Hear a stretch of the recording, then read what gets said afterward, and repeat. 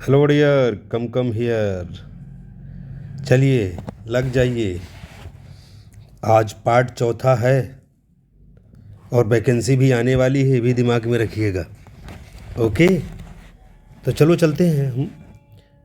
आपने टाइटल तो देखा ही होगा, ग्लोसरी ऑफ लिटरेरी टर्म्स की बात हो रही है हम लोगों की। तो ये ध्यान रखना, ये मैं आप लोगों को एम.एच. अब्राहम का निचोड़ आप लोगों को दे रहा हूँ, ये समझ लीजिए। चलिए बाकी चलते हैं, एज यू विश, आप लोग जैसा देखिए।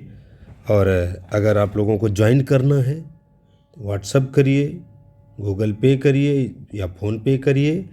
और छूट बम्पर है, आप देख ही रहे हैं। तो इस छूट के बाद अब छूट भी इस महीने बाद समाप्त हो जाएगी, इसलिए जल्दी से एडमिशन लीजिए। और इस महीने में ही वैकेंसी आने वाली है, कमिंग सून, जान लीजिए। वैकेंसी का इंतज़ार मत करिए डियर, और आइए जुड़ जाइए करियर विथ होम में। और चलिए चलते हैं हम लोग पॉइंट पर अपने। तो आप लोग जल्दी से जल्दी ज्वाइन कर लीजिए, और वैकेंसी एकदम आने वाली है, आप इसके लिए निश्चिंत रहिए। बाकी सुनते रहिए इधर उधर कि आने वाली है कि नहीं आने वाली, लेकिन वैकेंसी आने वाली है, निश्चित रूप से आएगी। ओके, चलते हैं हम लोग पॉइंट पर अपने। लिटरेरी टर्म्स के जो ग्लोसरी ऑफ लिटरेरी टर्म्स है, एम.एच. अब्राहम की टोटल आप इसमें निचोड़ पाएंगे। और देखिए कंसीट लिखा हुआ है, आप देख रहे हैं। कंसीट क्या है, कंसीट किसे कहते हैं? कंसीट एक घमंड है, जिसको हम घमंड कहते हैं। ओके, दम्भ कहते हैं, दम्भ, घमंड या दम्भ। ओके, अब ये दम्भ क्या है, इसे जानना है। कहते it is to striking parallel और कंपैरिजन। देखिए स्ट्राइक क्या है, पैरेलल और कंपैरिजन की, क्या, बिटवीन टैक्स डिसिमिलर ऑब्जेक्ट और सिचुएशन। टैक्स डिसिमिलर ऑब्जेक्ट और सिचुएशन। ओके, ये ध्यान रखना है। It is a type of, ये जो आपका है, तो इट इज़ स्ट्राइकिंग पैरेलल और comparison between two dissimilar object और सिचुएशन। टू डिसिमिलर ऑब्जेक्ट या सिचुएशन की बात होती है, चाहे डिसिमिलर ऑब्जेक्ट हो चाहे सिचुएशन हो, कोई भी हो, इसमें कंपैरिजन दिखाया जाता है। स्ट्राइकिंग पैरेलल होने की बात होती है। ये दम्भ है, मतलब हम उनके बराबर हैं। ये कंपैरिजन जो है ईगो मन में रहता है, उसे हम कंसीट की बात करते हैं। और आपने देखा होगा कि जो मास्टर ऑफ कंसीट है, पूछा जाए तो मास्टर ऑफ कंसीट कौन है? जॉन डन है। इनको मेटाफिजिकल पोएट इसीलिए कहा जाता है। ओके, जॉन डन को ही मेटाफिजिकल पोएट कहा जाता है, इसीलिए कहा जाता है, ये कंसीट के ही मास्टर माने जाते हैं। ओके, दम्भ के। तो बात इतनी समझ में आ गई कि ये जॉन डन मेटाफिजिकल पोएट में इन्होंने कंसीट की चर्चा की है। कंसीट क्या है, इसके मास्टर रहे। और इस कंसीट है क्या, ये टू स्ट्राइकिंग पैरेलल और कंपैरिजन की बात करता है बिटवीन क्या, tax dissimilar, okay, to dissimilar,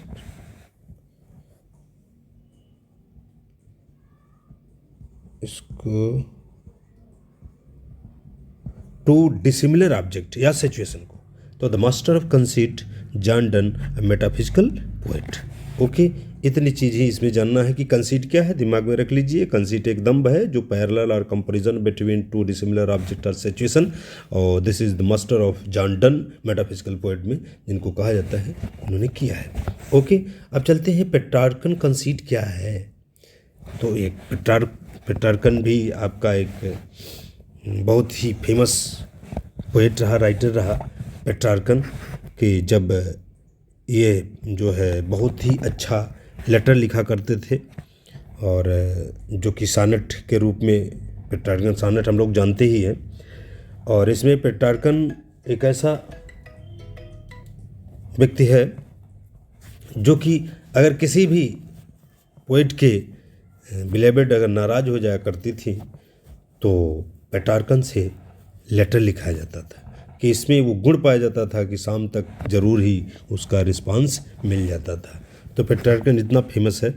तो ये है जो टाइप है, पेट्रार्कन कंसीट की बात होती है, पेट्रार्कन दम्भ की बात हो रही है। तो it is a type of figure used in love poems. देखिए हमने बताया जो कहानी ये किस में किया जाता है, लव पोएम्स में, क्योंकि ये लव के राजा रहे, या एक तरह से आप कह सकते हैं लव के हीरो पेट्रार्कन रहे। और कोई भी अगर नाराज़ हीरोइन तो जितने भी इनके समकक्ष रहा करते थे तो उनके बारे में वो लिख देते थे, तो वो शाम तक ज़रूर ही रिस्पांस पॉजिटिव आता था। इसलिए कोई भी कुछ भी करना होता था, नाराज़ हुई उसकी बिलेवर, तो पेट्रार्कन से ही लिखा करते थे। तो ये है पेट्रार्कन कंसीट, उनका एक दम था। और उसमें क्या यूज़ किया जाता था, लव पोएम्स। ये ध्यान रखना, this type of figure use जो है ये लव पोएम्स है, that had been noble and effective in the Italian poetry. ये ध्यान रखना, ऑफ पेट्रार्क। अब जान लीजिए पेट्रार्क कहाँ से, इटालियन की बात है, इटालियन पोएट्री में लिखी जाती थी। It is used in the distress and despair of her worshipful lover.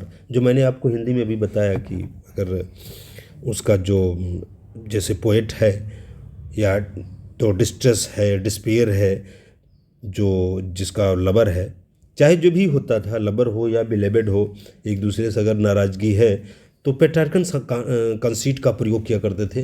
अर्थात पेट्रार्कन को ये कहते थे, तो वो पेट्रार्कन अगर लिख देते थे लव पोएम तो वो रिस्पांस उनका पॉजिटिव आ जाता था। शाम तक उन्हें, अगर सुबह लिखे हैं तो शाम, और शाम को लिखे हैं तो सुबह, उसका रिजल्ट उन्हें मिल जाता था। तो यही है पेट्रार्कन कंसीट। मतलब this is based on, this is used on love poems. ये लव पोएम में यूज किया गया है। ओके, इतनी बात समझ में आ गई कि यह लव पोएम के लिए यूज किया गया है। और इटालियन पोएट्री ऑफ पेट्रार्क, ये ध्यान रखना, it is used in a distress and despair of her worshipful lover. ये ध्यान रखना, अगर कि यूज क्यों किया जाता है पेट्रार्कन कंसीट, तो ये आप यहाँ से हो गया, it is use the distress and despair of her worshipful lover. Okay, इतने ध्यान देना है और कुछ नहीं। Are you getting? इतनी बात समझ में आ गई हो तो कमेंट करिए, और अगर समझ में नहीं आता है तो फिर से आप कमेंट बॉक्स में आप लिख दीजिएगा, उसका फिर मैं फिर से रिवीजन कर दूंगा। और इस पर क्वेश्चन बनेगा, इस पर क्वेश्चन बनेगा, क्वेश्चन समझाऊंगा, एंड आफ्टर दिस क्वेश्चन फिर इसके इसी पर टेस्ट लिया जाएगा। क्वेश्चन का क्वेश्चन भी पढ़ाऊंगा, और क्वेश्चन के बाद इसके बाद हम आप लोगों का टेस्ट भी लेंगे। तो तैयार रहिएगा, इसको पूरी तरह से पढ़ लीजिएगा, जिससे आप अपने आप को जज करिए कि अगर हमने लिटरेरी टर्म्स पढ़ा तो लिटरेरी टर्म्स में हमें कितना क्वेश्चन याद है। ओके, इतनी बात ज़रूर समझ लीजिएगा। तो अब ये आप समझ गए कि कंसीट क्या है और कंसीट में पेट्रार्कन कंसीट क्या है। ओके, तो पेट्रार्कन कंसीट आपने देखा, तो पेट्रार्कन कंसीट क्या है, ये लव पोएम है, बेस्ड जो क्या है ये लव पोएम है। और इसका प्रयोग जो है आप देख रहे हैं कि क्यों किया जाता था, तो इसका प्रयोग इसलिए, ये तो एक तो effective in the Italian poetry of Petrarch, Italian की बात हो रही, और एक चीज़ ये है क्यों प्रयोग किया जाता था, ये इसलिए प्रयोग किया जाता था कि जो डिस्ट्रेस या डिस्पेयर एक दूसरे के प्रेम में हुआ करता था, तो उसके लिए ये जो है लिखते थे, इनका प्रयोग इसीलिए किया जाता था। ओके, इतनी बात समझ में आ गई कि नहीं आई? तो अब देखते हैं कि तो इन द सनेट जो माई गली है ना, माई गली charge with forgetfulness, charge with forgetfulness, इतनी चीज़ें। माई गली चार्ज विथ फॉरगेटफुलनेस मतलब भूलने की बात कर रहा है। ये सनेट जो है किसका सनेट है, ये ध्यान रखना। माई गली चार्ज विथ फॉरगेटफुलनेस किसके द्वारा लिखा गया है, थॉमस याट के द्वारा। किसके द्वारा, थॉमस याट के द्वारा, सर थॉमस याट। ओके, इतनी बात समझ आई कि नहीं? तो थॉमस याट में इसमें इन्होंने लिखा है, हालांकि इसमें नहीं लिखा गया है, इसमें लिखा है कि I find no peace and all my war is done. Okay, ये बात समझ में आ रही है कि नहीं? इसमें पोएम है, अगर पोएम बताने की ज़रूरत नहीं है, लिखा है कि आई फाइंड नो पीस, लिख दे आई फाइंड नो पीस, कोई सांत्वना, कोई शांति नहीं मिल रही है। Okay, I find no peace and all my war is done, and all my war is done, मेरा तो पूरा सब सारे युद्ध समाप्त हो गए। ओके, तो इस तरह की है। आई फियर एंड होप, मैं डरता हूं और आशा भी करता हूं। क्या I burn and freeze in ice, कहीं ऐसे जल न जाऊं या फ्रीज न हो जाऊं आइस जैसा। तो ये चीज़ें इन्होंने इसमें लिखा है, माई गैली चार्ज विथ फॉरगेटफुलनेस। ओके, तो बेहतर जानना है कि माई गैली चार्ज विथ फॉरगेटफुलनेस किसने लिखा है? सर थॉमस याट ने लिखा है। ओके, सर थॉमस याट ने लिखा है, ये ध्यान रखना। इसमें जान लीजिए कि इसमें आपका ऑक्सीमोरन जा रहा है, ये ऑक्सीमोरन एक्सप्रेशन जा रहा है इसमें डिस्क्राइब जो किया है। अपोजिंग पैशन एक्सपीरियंस है ना, इसमें अपोज कर रहे हैं ना, आई फाइंड नो पीस, सारी चीज़ें तो विरोधाभास की बात हो रही है। और and all my war is done, हर जगह ये विरोधाभास की बात कर रहे हैं। ओके, इतनी बात समझ में आई कि नहीं? इतनी बात समझ में आ गई हो तो कोई बात नहीं। शेक्सपियर ने भी लिखा है, ऐसा नहीं है, शेक्सपियर ने भी आप एक इसमें पैरोडी लिखा है कि, लेकिन बहुत समय लग जाएगा, बाद में आप लोगों को मैं फिर से बता दूंगा। लेकिन अभी यहाँ सिर्फ मैटर ये है कि पेट्रार्कन कंसीट क्या है। तो पेट्रार्कन कंसीट जो इटालियन पोएट्री ऑफ पेट्रार्कन कहा जाता है, पेट्रार्क है, ये लंप पोएम पर बेस्ड है, यूज किया जाता है। और ये किस लिए किया जाता है कि जो डिस्ट्रेस डिस्पेयर है, चाहे वो लवर हो चाहे वो बिलेवेड हो, उसके बीच में अगर वो डिस्ट्रेस डिस्पेयर है तो उसको दूर करने के लिए इसका प्रयोग किया जाता है। ओके, इतनी बात समझ में आ गई? पेट्रार्कन कंसीट क्या है, बार बार बता रहा हूँ। अब देखिए, कंक्रीट एंड अब्स्ट्रैक्ट की बात हो रही है। कंक्रीट एंड अब्स्ट्रैक्ट, कंक्रीट क्या है, अब्स्ट्रैक्ट क्या है? तो आप जानते हैं कंक्रीट क्या है और अब्स्ट्रैक्ट की बात जानते हैं। ओके, चलिए, अब कंक्रीट यानी सजीव, अब्स्ट्रैक्ट मतलब भाव। A term concrete denotes a particular person, physical object. क्या चीज होता है? Physical object. And the term abstract denotes a quality or something imaginary, यही ध्यान रखना है। क्या डिनोट करता है? Something imaginary. Okay, something imaginary की बात करता है। तो ये ध्यान हो गया कि the term concrete denotes a particular person और physical object and the term abstract denotes a quality और समथिंग इमेजिनरी। ओके, अब देखते हैं जो मेटाफिजिकल कंसीट की बात करते हैं। कंक्रीट और अब्स्ट्रैक्ट, आप लोगों की बात समझ में आ गई कि नहीं? कंक्रीट और अब्स्ट्रैक्ट, इतनी बात समझ में आई? कंक्रीट और अब्स्ट्रैक्ट बात समझ में आ गई हो तो जो हमने अभी देखा था ये थोड़ा सा ऊपर नीचे हो गया है, कोई बात नहीं है। मेटाफिजिकल कंसीट की बात हो रही है, कंसीट में ही हम लोग अभी ऊपर ही है, तो कंक्रीट अब्स्ट्रैक्ट के बाद ही। तो मेटाफिजिकल कंसीट क्या था, ये क्या है मेटाफिजिकल कंसीट? ये this characteristic figure in the work of John Donne, जो मेटाफिजिकल कंसीट है, जो मेटाफिजिकल पोएट्री लिखी अभी अभी उन्हीं की बात हो रही थी ना। तो is a characteristic figure in the work, क्या है? जॉन डन का है। And other metaphysical poets and other metaphysical poets of the 17th century. अगर देखा जाए, देखिए ये 16 है, 17 जाहिर है, इसके बाद जनरल के बाद अभी जो और भी हैं तो 17 other metaphysical poets.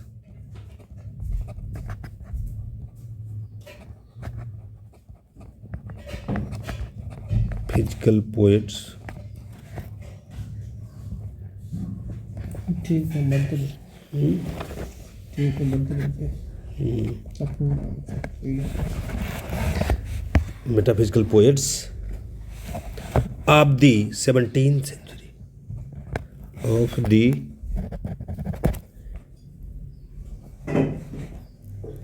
17th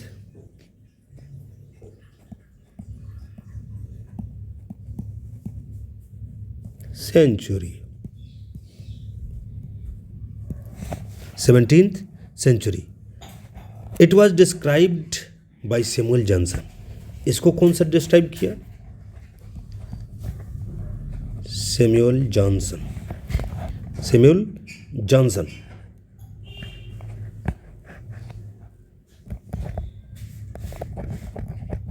Samuel Johnson.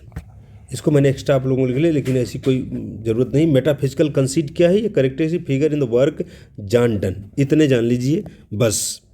बाकी ये जो 17th सेंचुरी है ये तो एक्स्ट्रा मैंने आप लोगों को बता ही दिया. और ये ध्यान रखना, और जो है इसमें जो सैमुअल जॉनसन का है ना फेम दिया है वो लाइफ ऑफ काउले. अगर इसमें नहीं दिया होगा तो अभी हम लिख देंगे.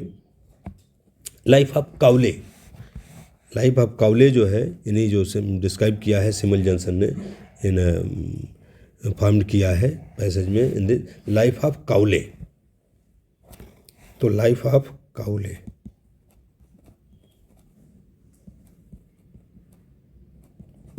Okay, life of Cowley. अब इतनी बात छोड़िए, इसके बाद चलते हैं कन्फेशनल पोएट्री. देखिए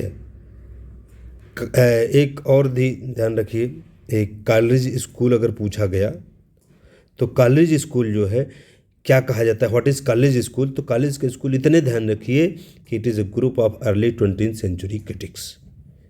अगर पूछा गया तो, इन द सेंस अगर पूछा गया तो कॉलेज स्कूल क्या है, व्हाट इज कॉलेज स्कूल, तो इतने आपको बता देना है कि ये 20th सेंचुरी के क्रिटिक्स की बात होती है, वो उनके स्कूल में थे. ओके, इतने आपको जानना है. आगे बढ़ते हैं हम लोग. Confessional poetry. कन्फेशनल मतलब ये देखिए उर्दू में है इकबालिया. इकबालिया का मतलब है स्वीकृति. स्वीकृति. ओके, स्वीकृति करना, ये है अपने आप को कन्फेस कर लेना, मान लेना.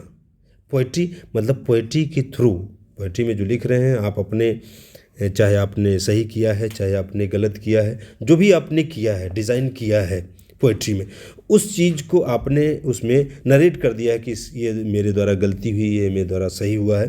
That is called confessional poetry. Confession आप जानते ही, कन्फेस उसी के लिए प्रयोग किया जाता है जिसने गलती किया है. कन्फेस मतलब है किसी बात को मानना, तब मानना जब आपने गलती किया है, तो उसे कहते हैं कन्फेस. तो कन्फेशनल पोइट्री वही इकबालिया कविता कहते हैं. कविता के थ्रू आदमी बताता है कि confessional poetry designates a type of narrative and lyric verse. ध्यान रखना क्या है, मैंने तो आपको बता ही दिया कि ये क्या होता है. स्वीकृति कविता है, स्वीकृति करते हैं जो पोएट के द्वारा जो भी गलती हुई है उसको कन्फेस करता है और पोएट्री में उसको लिख देता है. तो ये डिज़ाइन करता है. डिज़ाइन कैसे करता है? Narrative and lyric verse. Okay, lyric में भी और नरेटिव करता है, उसे हम कहते हैं कन्फेशनल पोएट्री.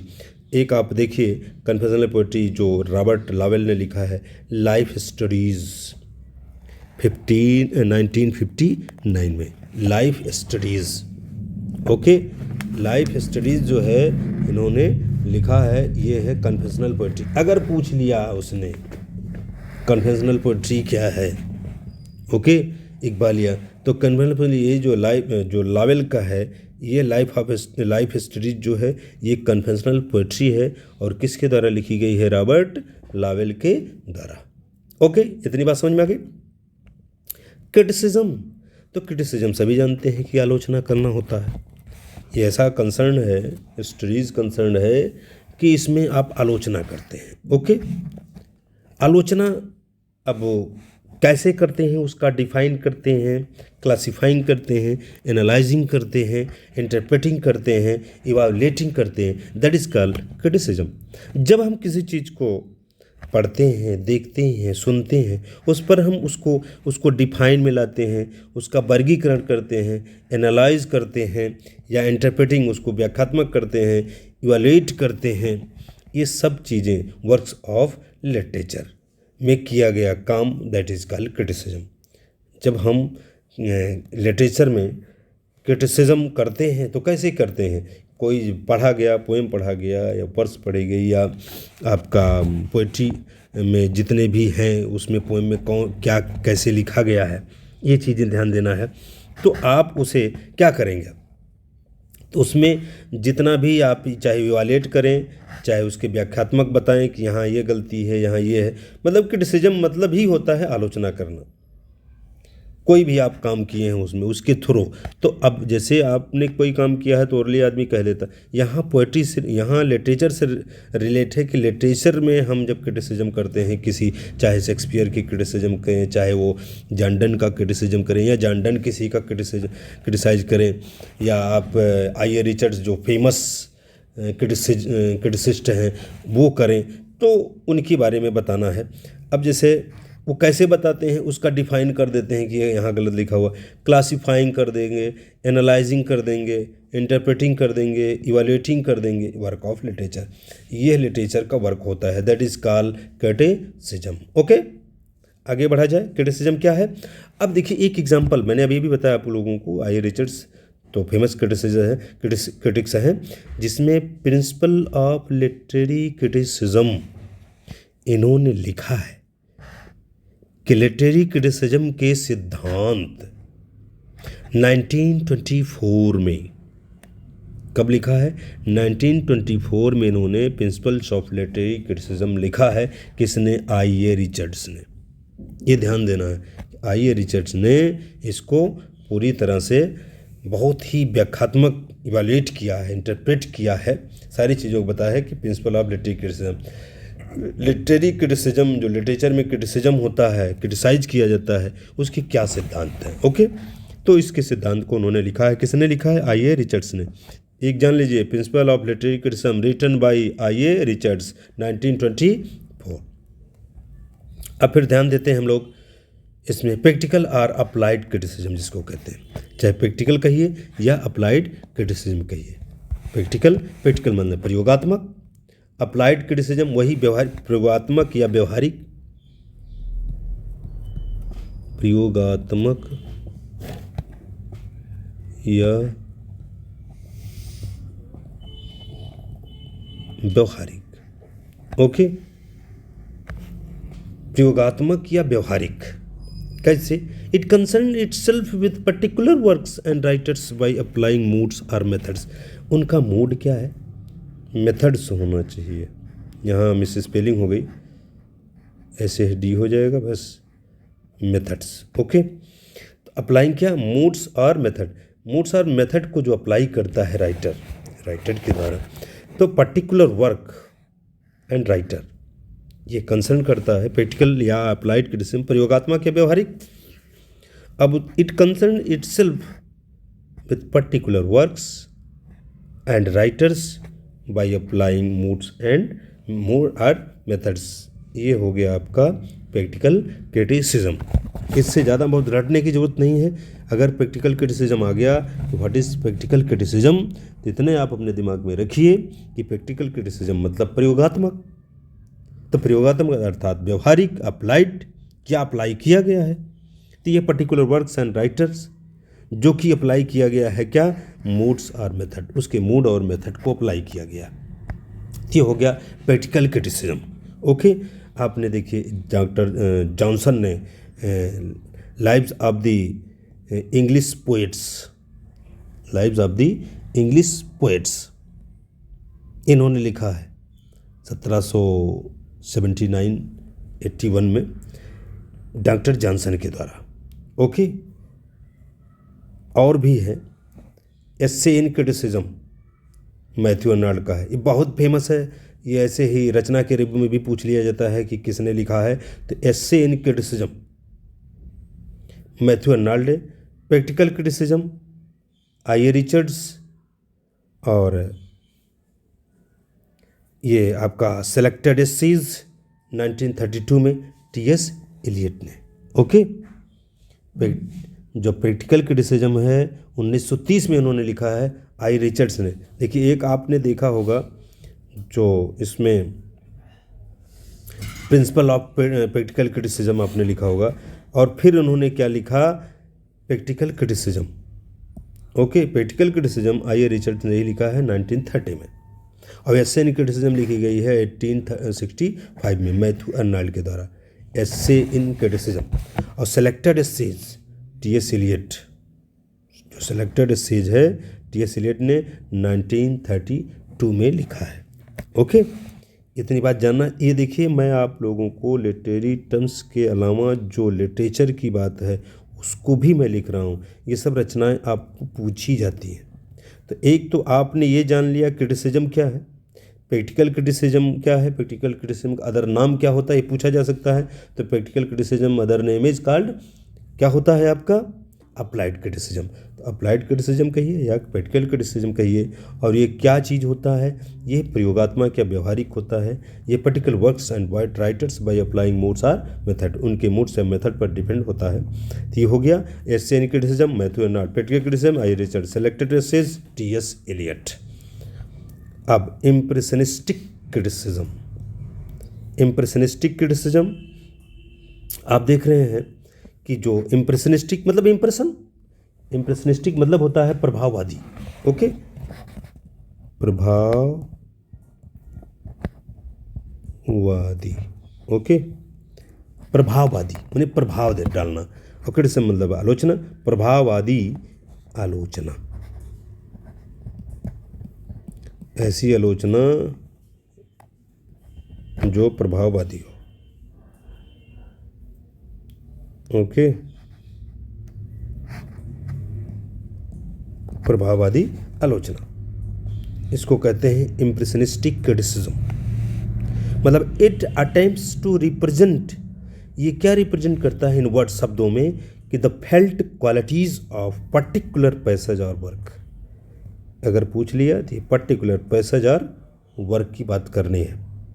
ओके, इतनी बात समझ में आएगी कि it attempts to represent in words, जो वर्ड्स शब्दों में व्यक्त करता है, प्रेजेंट करता है, रिप्रेजेंट करता है the felt qualities or particular passage or work and to express the responses. कैसे, एंड एक्सप्रेस द रिस्पॉन्सेज मतलब उसके रिस्पॉन्सेज को एक्सप्रेस करता है। ओके, इसी कहते हैं प्रभाववादी आलोचना। ओके, मतलब इट अटेम्प्ट्स टू रिप्रेजेंट, ये क्या रिप्रेजेंट करता है, ये प्रेजेंट करता है, आलोचना तो की गई ठीक, लेकिन आलोचना ऐसी कि जो प्रभाववादी हो, जो प्रभाव डाले। हम आपकी आलोचना करें, होता है कि वो प्रभाव न डाले, लेकिन ऐसी कुछ आलोचनाएं होती हैं, ऐसे क्रिटिसिज्म कुछ होते हैं जिन पर जो आपका प्रभाव पड़ता है, उसको कहते हैं इम्प्रेशनिस्टिक क्रिटिसिज्म। ओके, तो impressionistic criticism is called, it presents in words or felt qualities और पर्टिकुलर पैसेज और work and to express the responses on genius and common senses। अब आप देख रहे हैं कि जो रिस्पॉन्सेज है, तो on genius and common sense लिखा हुआ है, on genius and common sense, इसको किसने लिखा है, ये ऐसे है, इसको किसने लिखा है, कॉमन सेंस, इस ऐसे को किसने लिखा है, विलियम हैजलिट ने। विलियम हैजलिट एक ही में है, हैजलिट,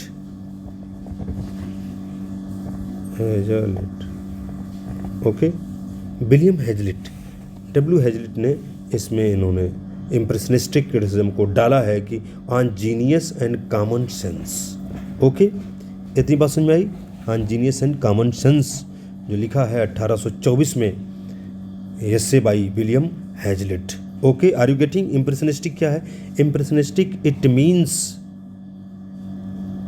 जो आपको शब्दों के द्वारा या आपकी जो महसूस felt qualities particular passage of work and express the responses, जो आपको रिस्पॉन्सेज एक्सप्रेस करते हैं, करते हैं उसमें, उसी को हम कहते हैं impressionistic criticism. Okay, are you getting.